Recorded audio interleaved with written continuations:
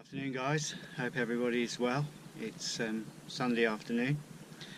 I've come out here with the two axes that I got in Gränsfors, one that I made and one that was a gift, same as Buck and Billy, and I'm going to sharpen them up using the Tormek. So one of them I want to keep as a splitting axe, and the other one I want to really sharpen up so I can choke down on it and use it for woodwork. So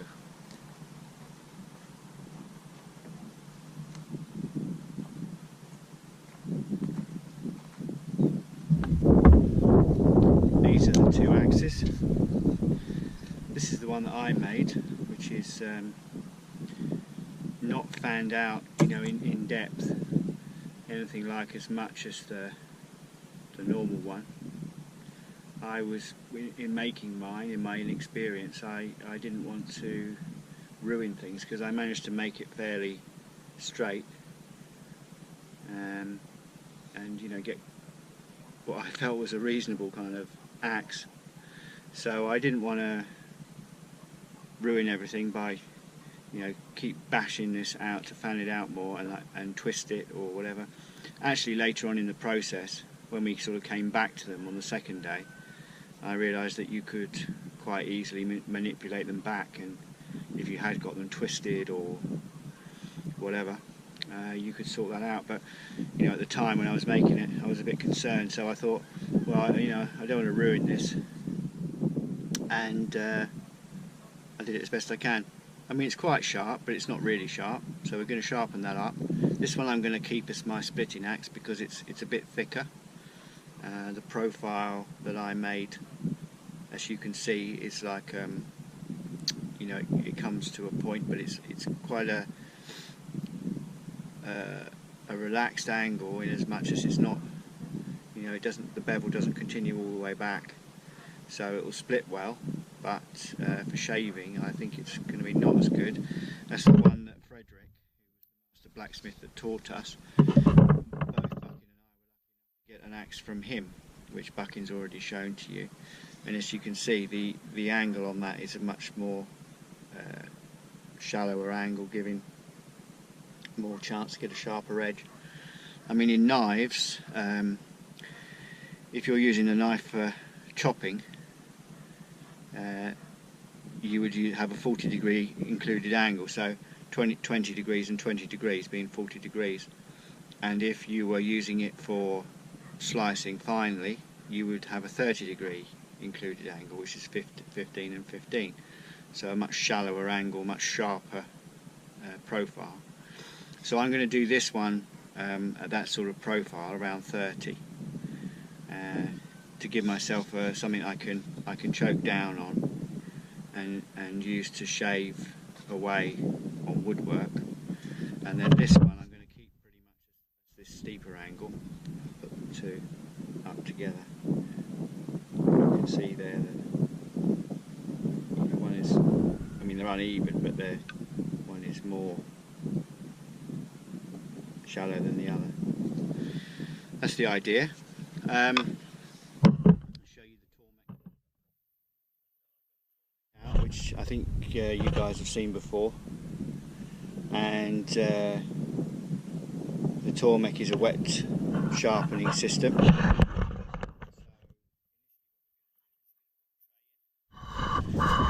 It's always a good idea just to take the tray off and wash it out every time you use the Tormek. And what I do is actually I start off by pouring the water onto the wheel rather than just fill up the tray, and that allows the wheel to soak up the water. So you'll see that there's almost no water going into the tray, it's all being soaked up by the wheel. It's an aluminium oxide wheel, and I'll show you in a moment how we either have that as a rough wheel or as a smooth wheel, depending on what we're doing. So you know, I'm pouring away, and none of this water is actually going in the tray, it's all soaking into the wheel. If you just pour the water into the tray, it's it's slightly deceptive, because you think there's water in the tray and then all of a sudden it's all gone because it's soaked into the wheel. So now you can see it's starting to form a pool on the surface of the wheel, and now it's starting to run off the wheel, meaning that we've actually saturated the wheel. So I'll pour the rest in up to the level, and we'll let that just go down a bit. Should see the level going down as the wheel takes up the last of the water it needs. I think we're pretty close like that.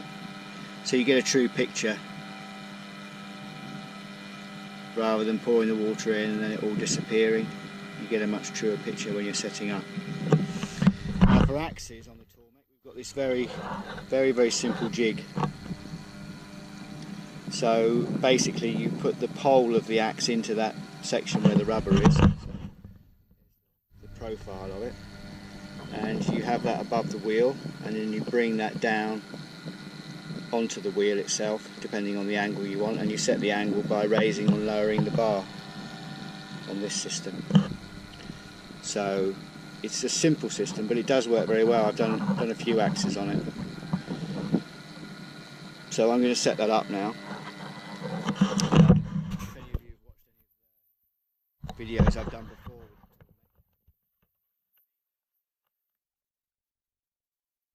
with the tool I'm tightening, then I get an exact picture of what I'm sharpening, so that works really well. I'll try and set you up here on the side so that you get a picture of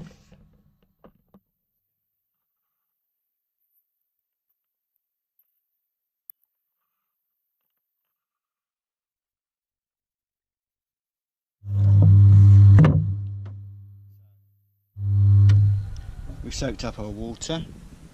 I'm taking the axe that I made first. I'm just going to put some red marker on the edge of that so that I can see what's going on.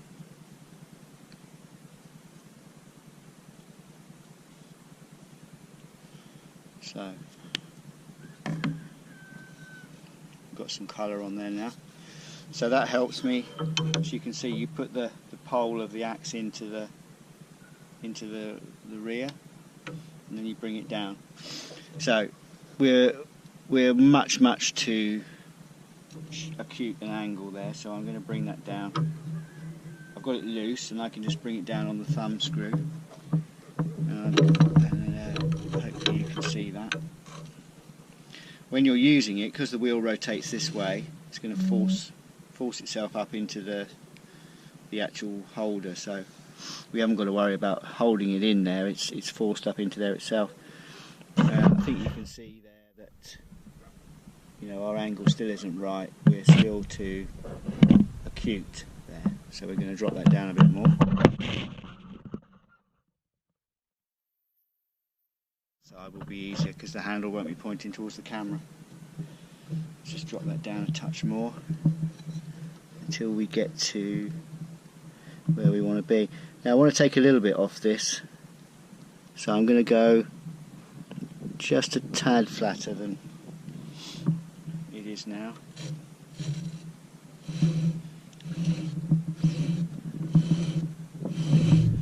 Let's see what mark we've got there.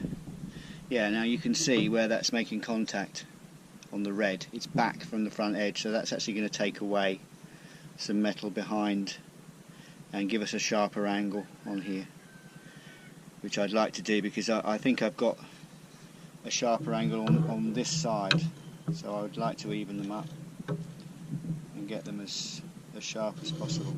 Let's just see what we've got here.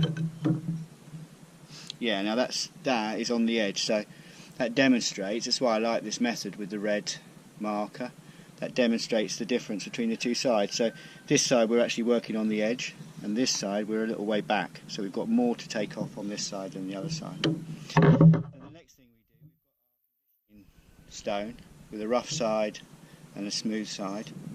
So we want the rough side We want to make sure that this stone, the aluminium oxide wheel, it only needs about 20 seconds.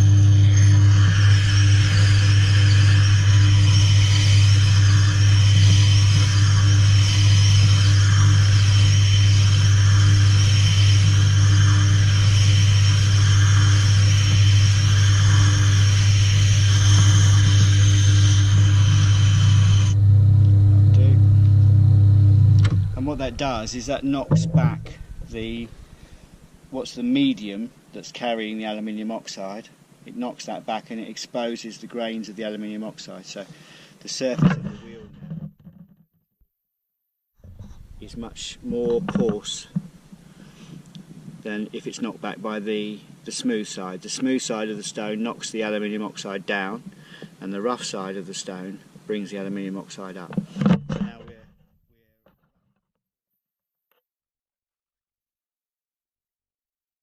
and that is going to take more metal away. So we'll put the jig on, put the axe into the jig. We're going to bring the axe down. I just might need to move you just a touch. And let's see. So now we go on. Just move across. Now my axe is quite straight, so I don't really need to rotate the axe side to side very much. Now you can see where we're starting to grind away. You can see where it's clear. So it's a pretty straight on grind, like you would if you were sharpening a planer blade, or if you were sharpening any kind of straight tool. When we do the other axe, which was made by Frederick, by the master blacksmith, we'll actually be rotating. So we'll be actually going like this with the blade in order to capture the whole blade, a nice even bevel. But on this, because it's pretty straight, we're able to stay straight and just work our way across.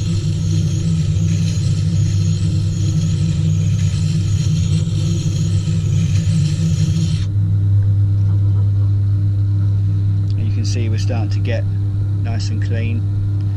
We're not on the edge. You can see the red on the edge of the area where we're sharpening. So we're not all the way to the edge. And how we'll know we're on the edge when we get a burr on the other side. I've got a slight burr right at the bottom there. Obviously nothing at the top because we're not there yet.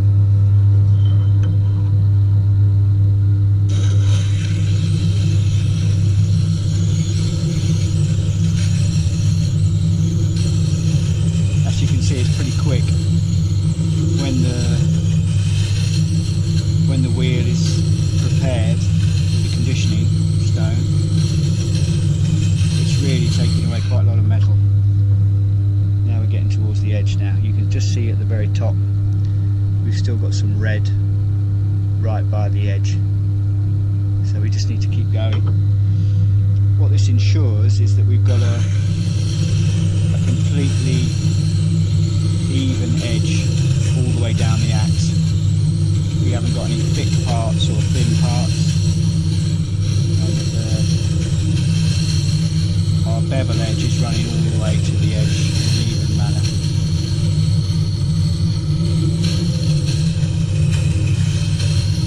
It's also good for the wheel itself doing something like this because it tends to knock the high spots down.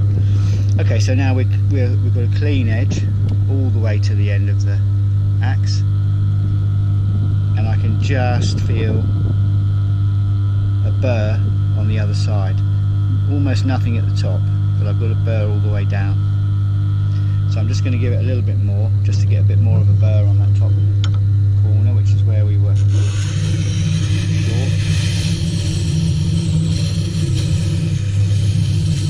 I'm just moving it across the width of the wheel, just to make sure that the wheel gets worn evenly and the wheel gets knocked down.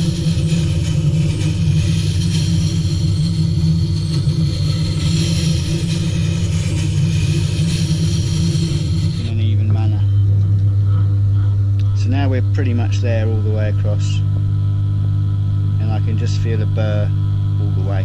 So now I'm going to swap over to the other side. I think I can probably bring you guys in a bit closer. And let's just work through on this side. Obviously I want to keep my hands out of the way for you, so I'm not working the way I would normally work. I need to be able to see what we're doing.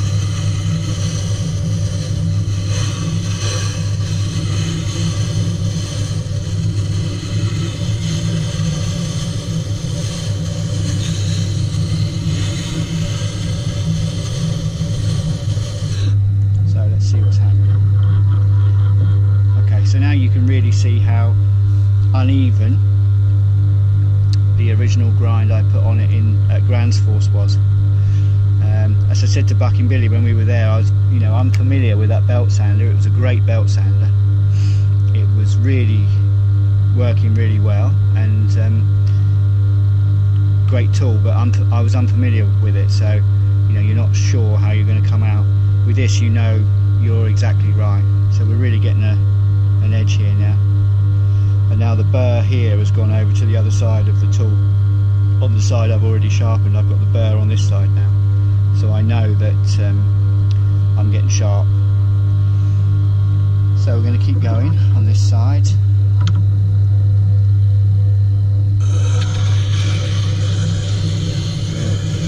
Obviously we're aiming for an even bevel.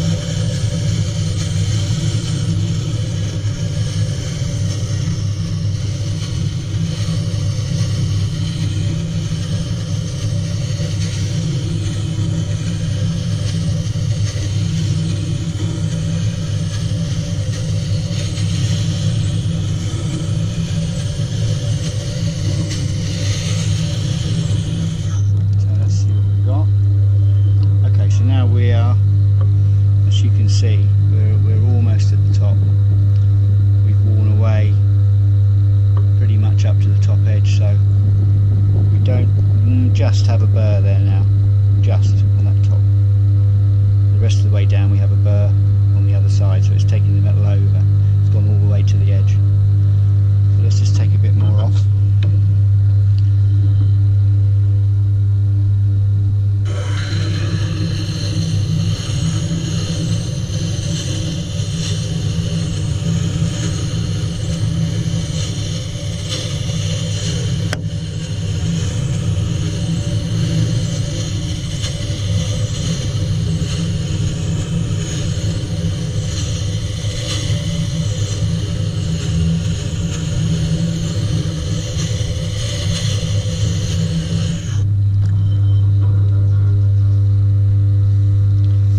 Tiny bit more, there's just a tiny bit of red in that very top corner there, you can see that. So we're getting pretty sharp now, and we're getting a pretty even bevel on the tool, even though I didn't really make the tool particularly well in terms of it being an even bevel.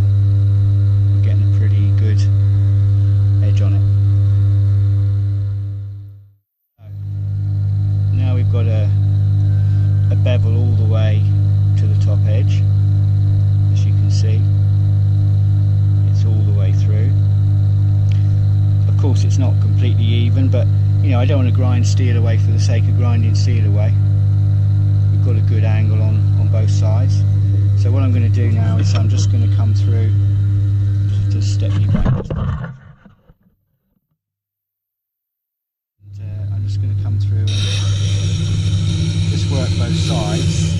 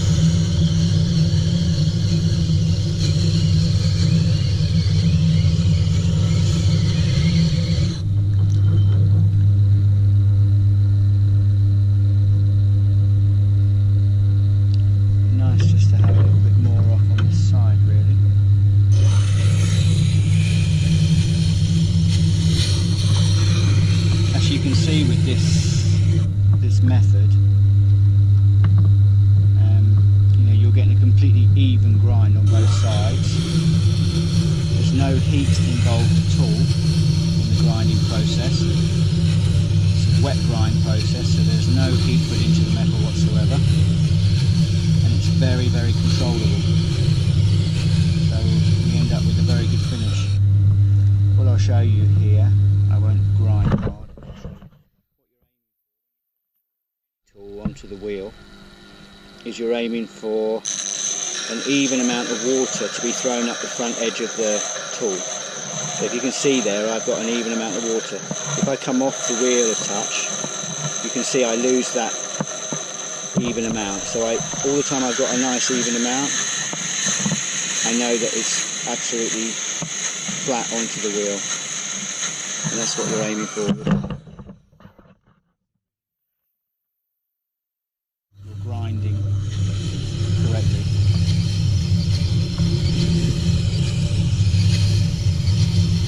If you're doing a very shallow angle or a very, very thin tool, you'll only get a tiny amount of water up the face, but it will be even, so you'll know that it's right. So now we're getting towards where we want to be.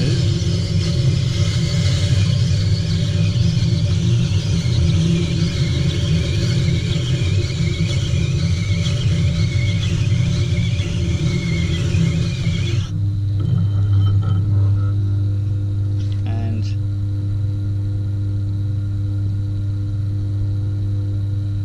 I've got a burr now all the way along this side, so getting pretty sharp.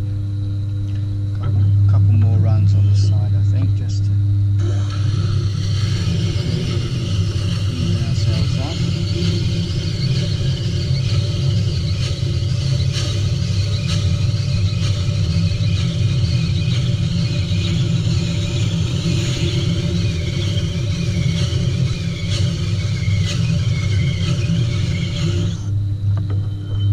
These Tormek grinders are very low RPM but very high torque, so you can't stall them actually.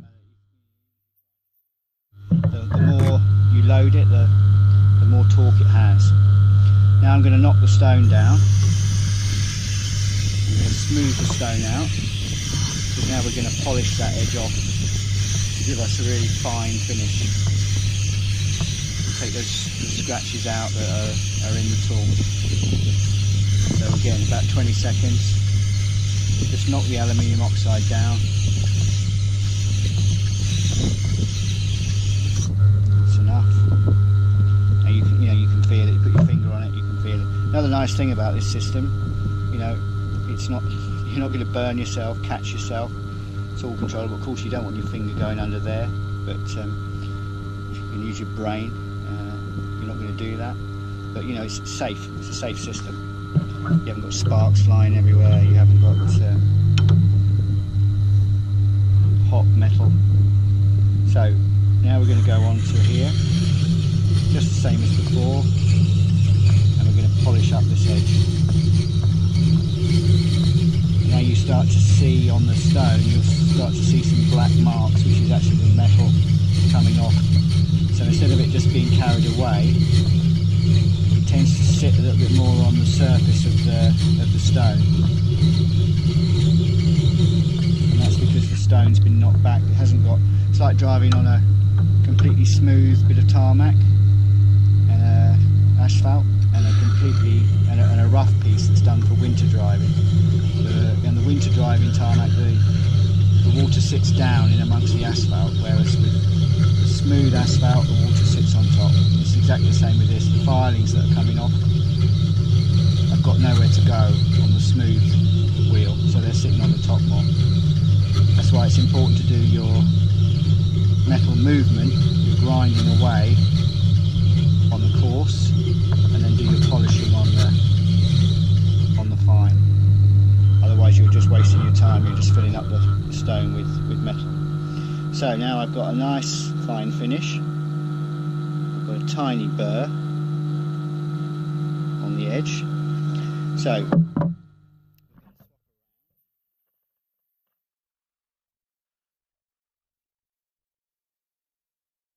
we're going to put some honing paste on the leather wheel, just a tiny bit. Again, best to do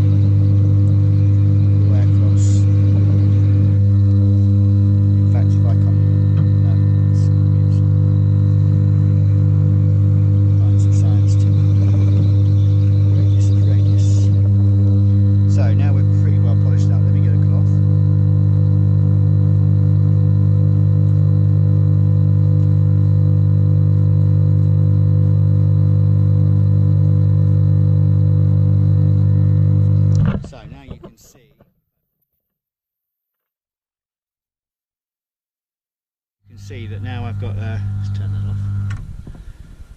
Now I've got a highly polished edge, very even grind on that, much more even than I had before on using the tools at Gränsfors. On this side I've still got a bit of metal here that's exposed, so I haven't got a perfect bevel, but you know, that'll come as I use the tool and it gets dull. That's going to come. I've got a very fine edge. Let's just see what happens with this. Yeah, it's taking things off here. And bear in mind this one is my splitting axe, so it's certainly taking my skin off. I don't know if it's taking any hairs off. So let's just see what we've got. Timber. Yeah, that's nice. So, you know, it's obviously it's going to split like a demon.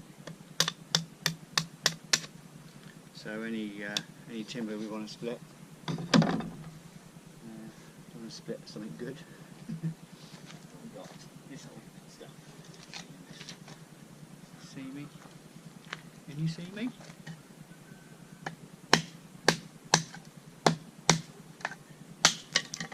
Yeah. And it splits like a madman. So that's absolutely perfect. Let's just turn it into a touch. Almost.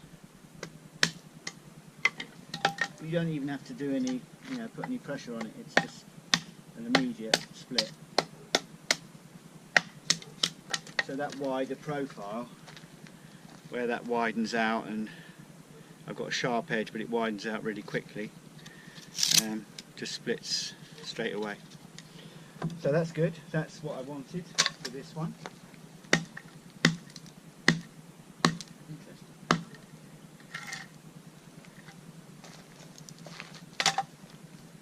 So I've got my edge on that, I've evened it up, and that's a nice little splitter for firewood. I'll probably have that in the house and just split up alongside the wood burner.